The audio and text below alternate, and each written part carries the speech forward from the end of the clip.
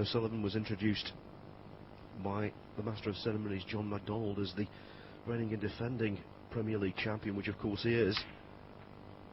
If he were to lift the trophy in Aberdeen in December, it would be the 4th consecutive season in which he's triumphed in this tournament.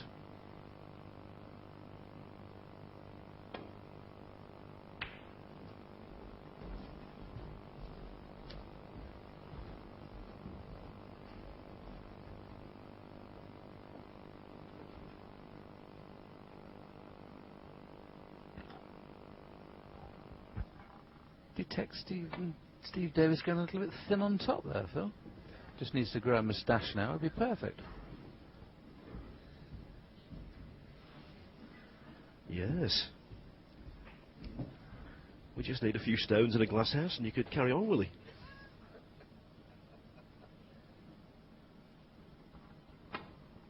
An aggressive safety shot from Ronnie there, playing slightly thicker off the bunch to bring reds into play and knowing he's going to get a good white.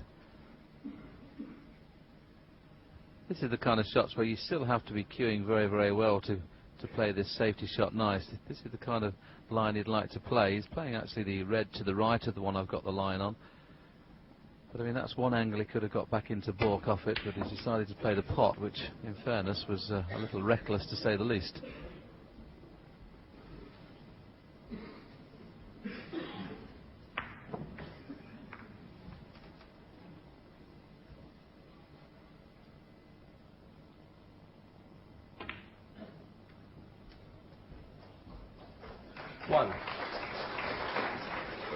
Yeah, I think O'Sullivan now is very much the same as Alex Higgins in the 1970s. Not the prolific tournament winner that his talent, well, really should bring, but when Higgins was on top form back then, he was just sensational. 9. Ray Reardon won the world title 6 times, John Spencer 3 in the same era, Higgins only 2, 72 and 82. But at his peak, boy. Yes, he had it all, Alex Higgins. Not only was he a great shot maker, he had a very, very good temperament. 15. And that was key for me. He wasn't, in my humble opinion, one of the best break builders I've ever seen because he lost the white quite a bit. But what he could do was really grind away some safety sessions. I remember him out playing Steve Davis on a couple of occasions in the safety department, which was unheard of in the 80s. We wish him well. As you know, Alex had his problems, 22. but I'm sure that he's still trying hard to keep playing the game, and he has been a great asset to us. Played in the Irish Professional Championship last week in Dublin, did Alex.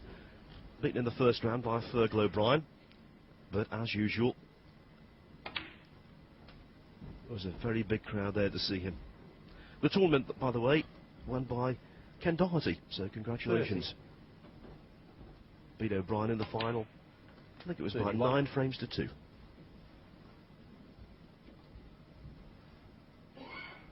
Crafty Ken, eh?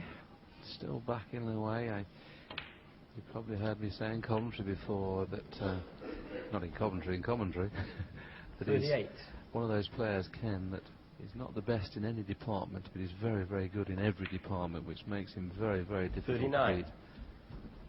Great temperament, Ken Doherty, and probably the most liked player on the circuit. I've never heard anybody have a bad word to say about Ken Doherty.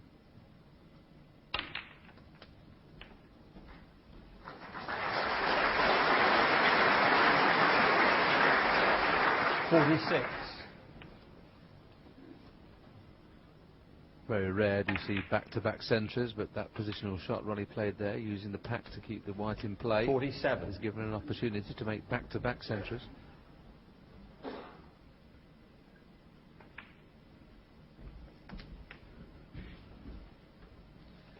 I think one compliment we can pay O'Sullivan without fear or favour 52. is that no one has ever made the game look as easy. There is a gap to go through off that red. He was just looking at that red there to see whether he could go through the gap. He's decided that the gap is a little bit tight, and that's why he's playing an alternative shot.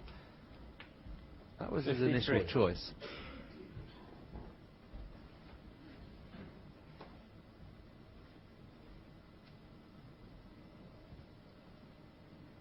He's got exactly the wrong angle on the pink here to make the next red absolutely guaranteed.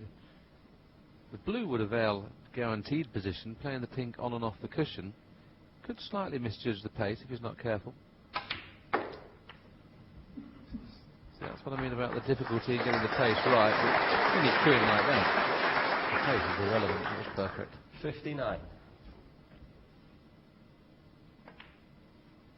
Prime example of that was how you can see how things can go wrong when you're playing a deep screw off a cushion. That would have finished 2 inches short or 2 inches further. He may have been out of position. As it was, though, he was absolutely perfect.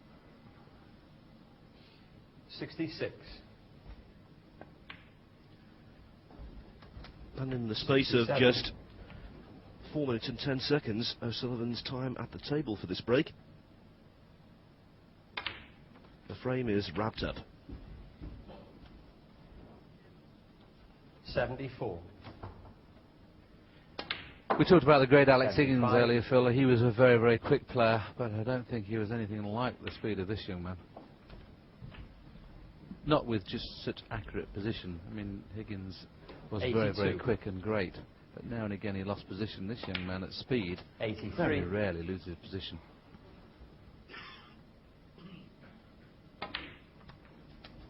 Let's not forget Jimmy White, of course. He was a very, very quick player. Haven't we had some stars that play quick? Jimmy 90. White, Ronnie O'Sullivan, Alex Higgins, Tony Drago. In this very room I saw Tony Drago in the British Open one evening absolutely annihilate John Parrott, and Parrott's expression. He couldn't quite believe what was happening. 98. 99. Looks like back-to-back centre is a certainty. Got to go probably in between yellow and brown with the cue ball here to avail perfect position. There it is. As long as he doesn't get the kiss, it'll be perfect. We got the kiss. Is he still okay? You betcha. 106.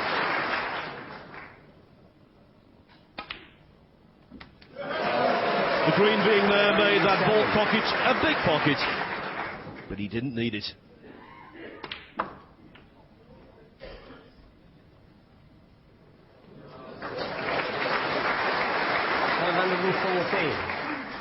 Well, this has been a masterclass this evening. We've seen Stephen Hendry have the cue ball on a string. We're now seeing Ronnie O'Sullivan do exactly the same thing. Cueing beautifully. Steve Davis hasn't really had a shot yet, to be perfectly honest. Has he had a possible ball? I can't remember. The one from distance, that's about it.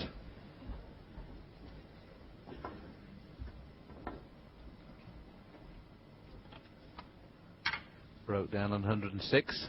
Can he make a possible 141? 123.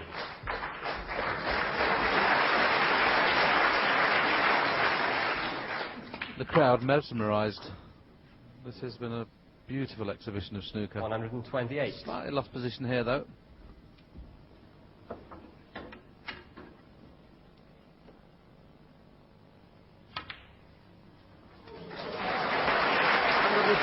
Sublime.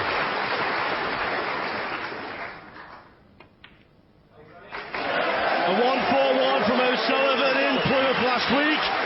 Ditto in Derby. So far, a pointless exercise for Steve Davis, quite literally.